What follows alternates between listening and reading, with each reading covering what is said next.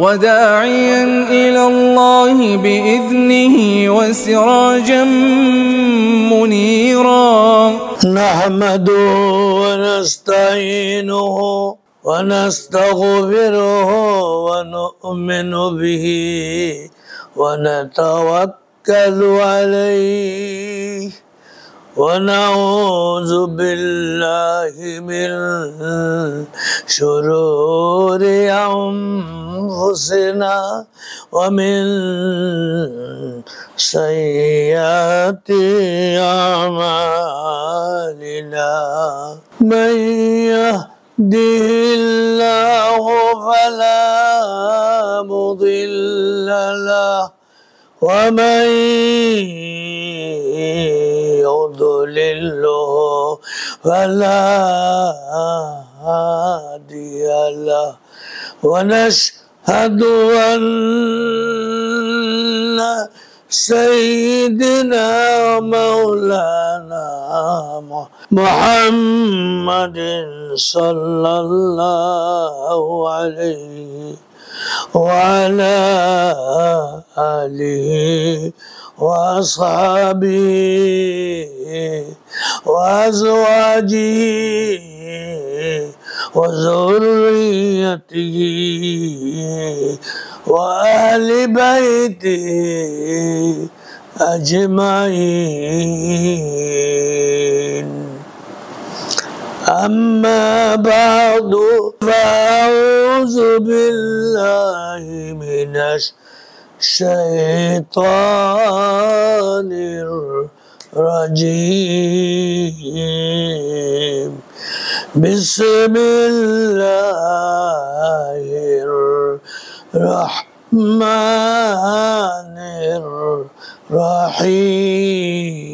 الرحيم. إن الله وملائكته يصلون على النبي يا أيها الذين آمنوا صلوا عليه وسلموا تسليما. اللهم صل على سيدنا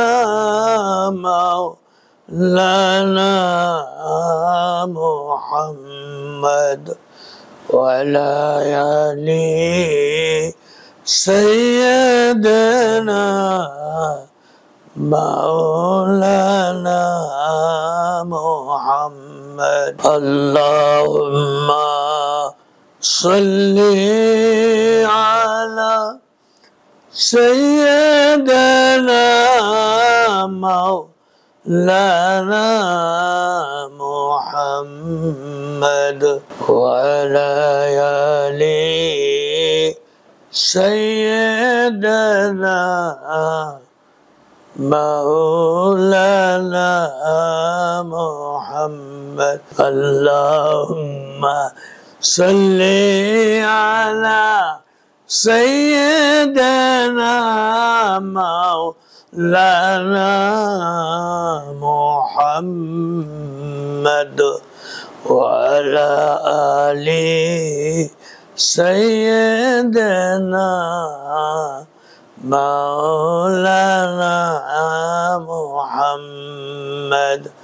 حشر به تمرسانی امت بل به پانی پانی شکی کوثر بل بن تخنی دے دے بر بر پیالے. اللهم صل على سيدنا مولانا محمد وعلى آله سيدنا مولانا محمد पैदा होए बलसन नबीजी या उम्मती या उम्मती माफ कर दें या इलाही उम्मती हमारी बलगलौला बिकमालिही कशफत दुजा बिजमालिही हसनत जमीउ खिसालिही सल्लु আলাইহি ওয়া আলিহি। সম্মানিত সিরাজ মুনিরা ইউটিউব চ্যানেলের শরণার্থী ভাই ও বোনেরা, আপনাদেরকে লক্ষ্য করে আজকে আমি নবীজি সবচেয়ে বড় বড় মুজিজা পবিত্র কোরআন ও হাদিসের আলোকে আলোচনা করব। মুজিজায়ে নূর নবী মুহাম্মদুর রাসূলুল্লাহ সাল্লাল্লাহু আলাইহি ওয়াসাল্লাম। সম্মানিত ভাই ও বোনেরা, পবিত্র কোরআনে প্রিয় নবী সাল্লাল্লাহু আলাইহি সাল্লামের সবচেয়ে বড় মুজিজা প্রসঙ্গে আলোচনা করছি, শুনুন। আপনারা সবাই মনোযোগ দিয়ে শুনুন। কোরআনুল কারীমকে রাসূলুল্লাহ সাল্লাল্লাহু আলাইহি সাল্লামের সর্বাপেক্ষা বড় মুজিজা হিসাবে অবহিত করে তার রিসালাত, অবহিত করে নবীজির রিসালাত সত্যবাদিতার দলিল হিসাবে পেশ করা হইয়াছে। প্রিয় রাসূল সাল্লাল্লাহু আলাইহি সাল্লামের মুজিজার তো কোনো শেষ নাই এবং প্রত্যেকটি অত্যন্ত বিস্ময়কর, কিন্তু তা সত্ত্বেও স্থলে তার জ্ঞান বিদ্যার মুজিজা অর্থাৎ কোরআনুল কারীমের বর্ণনা সীমাবদ্ধ রেখে ইঙ্গিত দেওয়া হয়েছে যে তার সর্বক্ষেত্রে তার সর্বশ্রেষ্ঠ মুজিজা হচ্ছে কোরআনুল কারীম।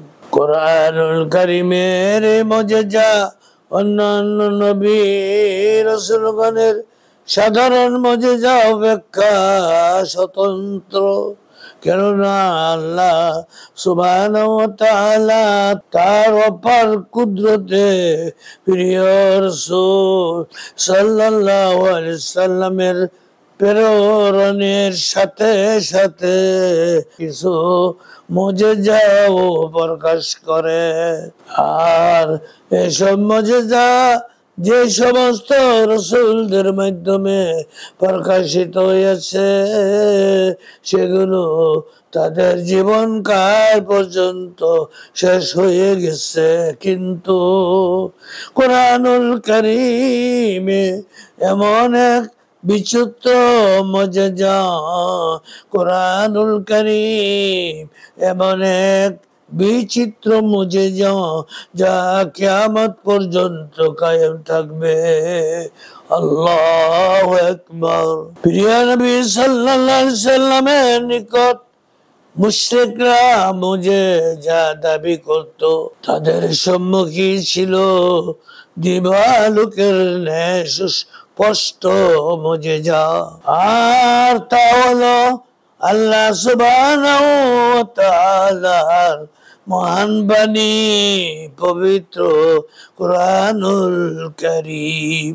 কিন্তু এই দুরাত্ম কাফেররা পবিত্র কোরআনকে আল্লাহর কালাম বলে স্বীকার করত না, তারা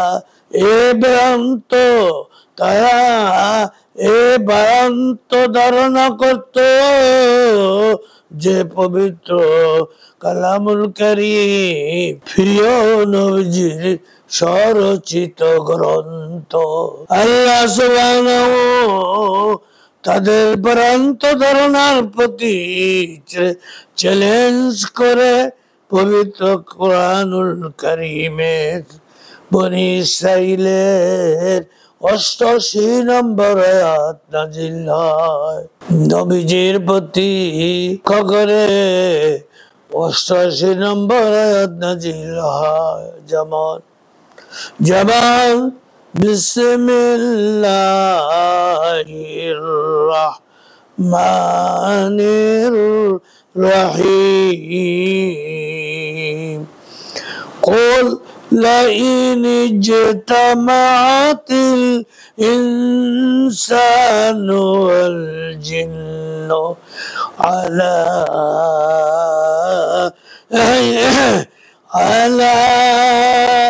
أن يأتوا بمثل هذا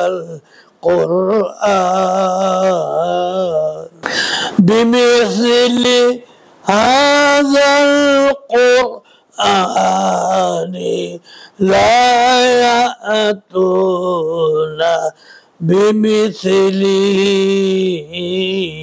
ولو كان بعضهم لبعض ظهيرا। আল্লাহু আকবার। নবীজিকে লক্ষ্য করে আল্লাহ সুবহানাহু ওয়া তাআলা ইরশাদ করেন, হে রাসূল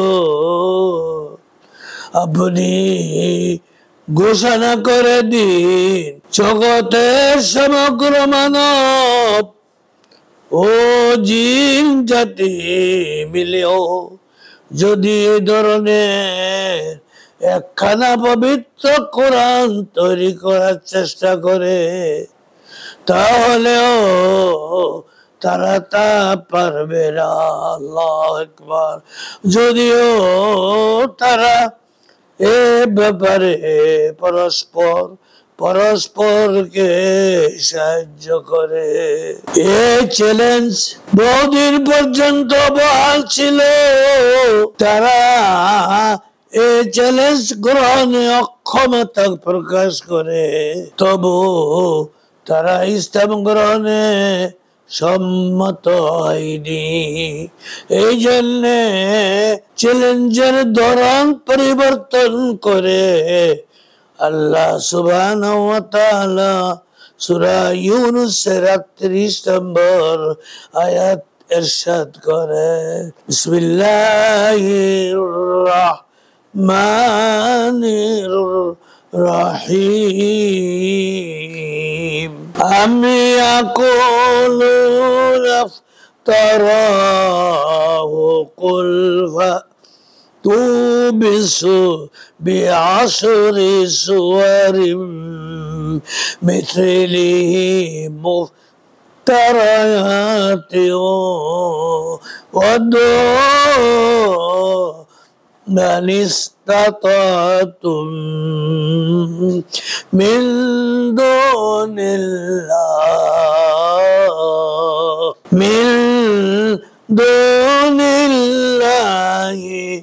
إن كنتم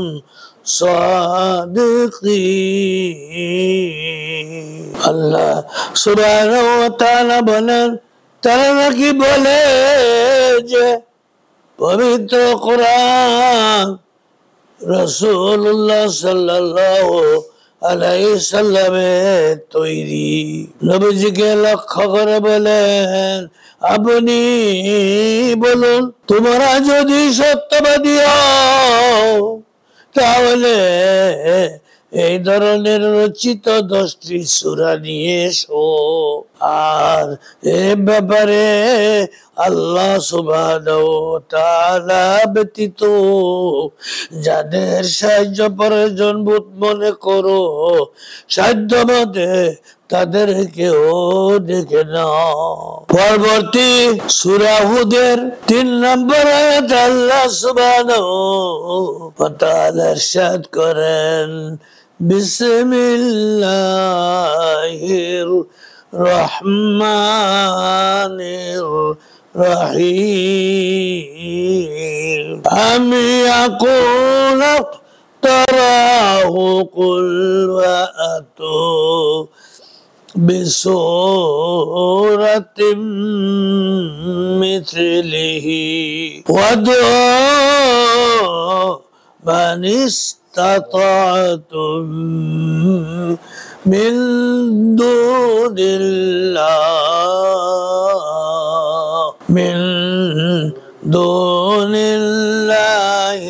ইন কুনতুম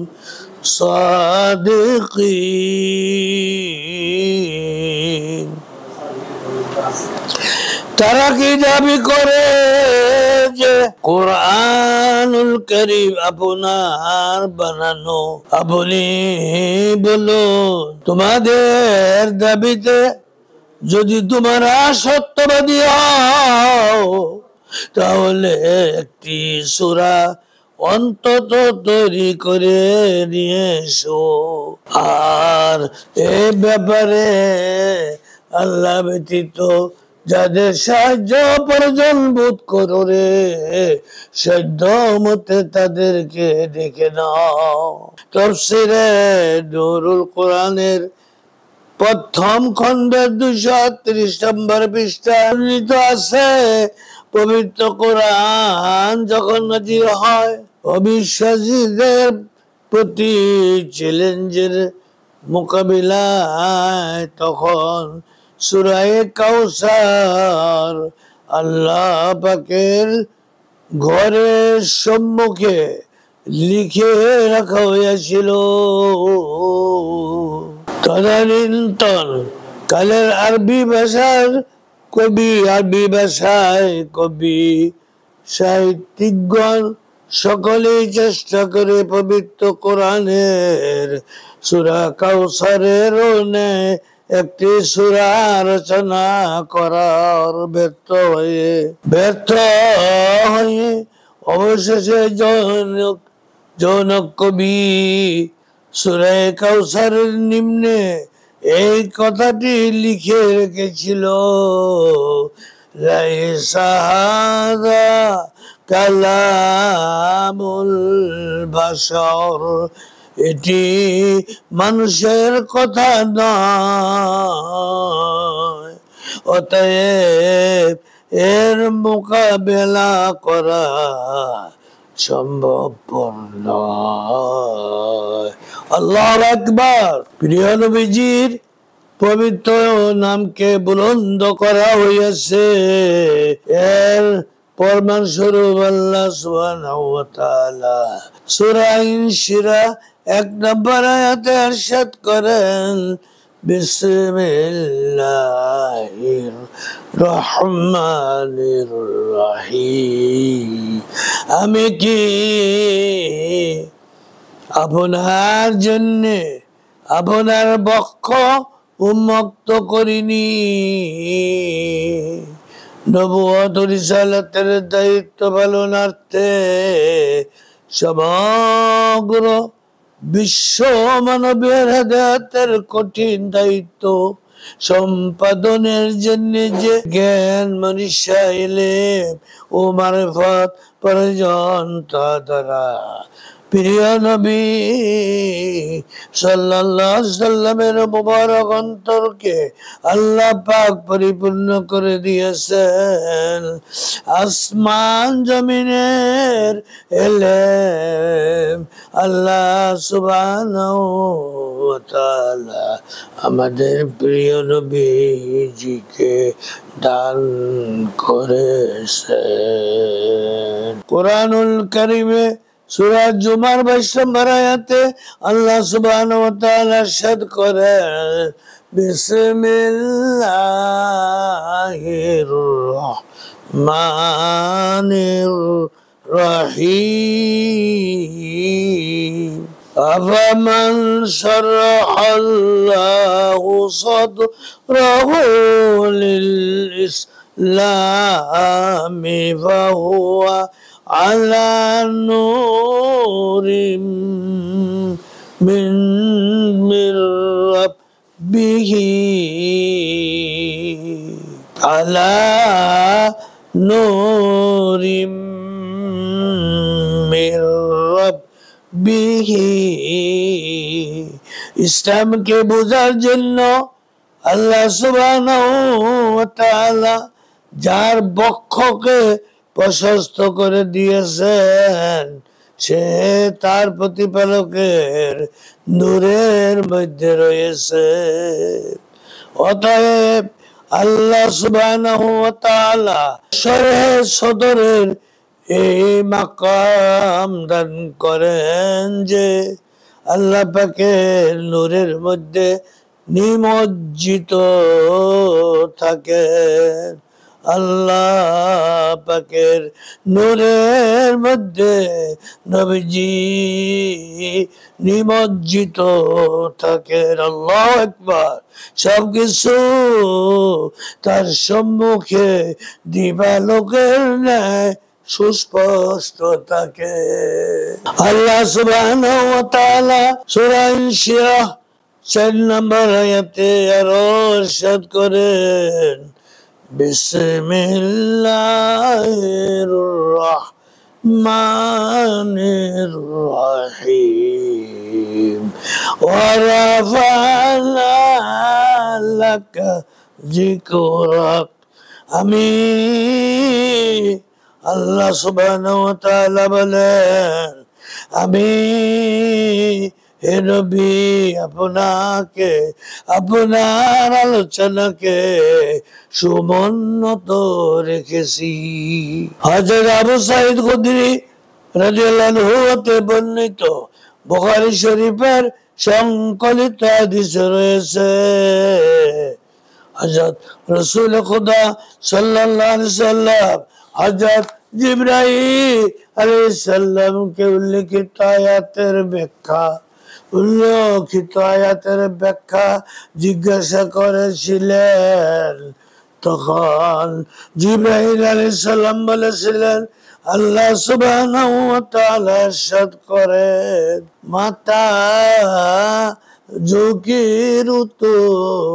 জকিরটা, অর্থাৎ যখন কোথাও আমাকে স্মরণ করা হবে আমি ব্যবস্থা করে দিয়েছি যেন আপনাকেও স্মরণ করা হয়।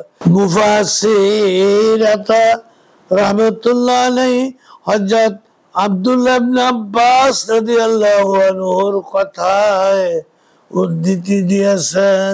এই আয়াতের তাৎপর্য হলো আজানের, ইকামতের, তাশাহুদের এবং জুমার খুতবায় আল্লাহ সুবহানাহু ওয়া তাআলা আল্লাহ পাকের নামের পাশে হযরত রাসূল খুদা সাল্লাল্লাহু আলাইহি সাল্লামের পবিত্র নাম উল্লেখ করা। আল্লাহু আকবার।